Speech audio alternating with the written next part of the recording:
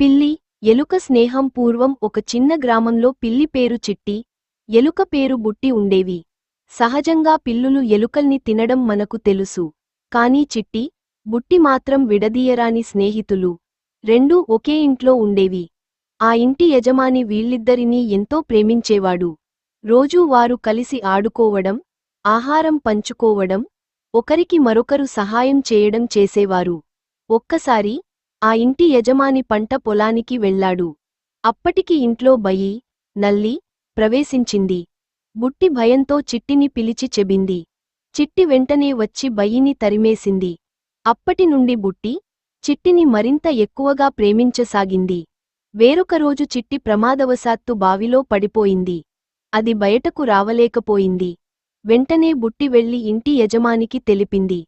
యజమాని బావిలో తాడి వేసి చిట్టిని బయటకు తీశాడు. చిట్టి బుట్టికి కృతజ్ఞతలు తెలిపింది. ఈ విధంగా వాళ్ల స్నేహం మరింత బలపడింది. గ్రామంలో ఉన్న పిల్లలందరూ వీళ్ల స్నేహాన్ని చూసి ఆశ్చర్యపడ్డారు. స్నేహానికి జాతి, రూపం, శక్తి, బలహీనత లాంటివి ఆపడం లేదని అర్థం చేసుకున్నారు. అలా రోజులు గడుస్తూ వెళ్లాయి. ఎలుకల పరంపర పిల్లుల్ని భయపడి ఉండేదే తప్ప స్నేహం చేయడం ఎప్పుడూ జరగలేదు. కానీ చిట్టి, బుట్టి స్నేహం అందరికీ మినహాయింపు. ఒకసారి గ్రామంలో తెగుళ్లు వచ్చాయి. అందరూ ఇళ్లను వదిలి వెళ్లిపోతున్నారు. చివరకు చిట్టి, బుట్టి మాత్రమే ఆ ఇంట్లో మిగిలిపోయాయి. వాళ్లు కలిసి ఇంట్లో ఉన్న ధాన్యాన్ని భద్రంగా ఉంచుకున్నారు. తినేందుకు పంచుకొని, పరస్పర ప్రేమతో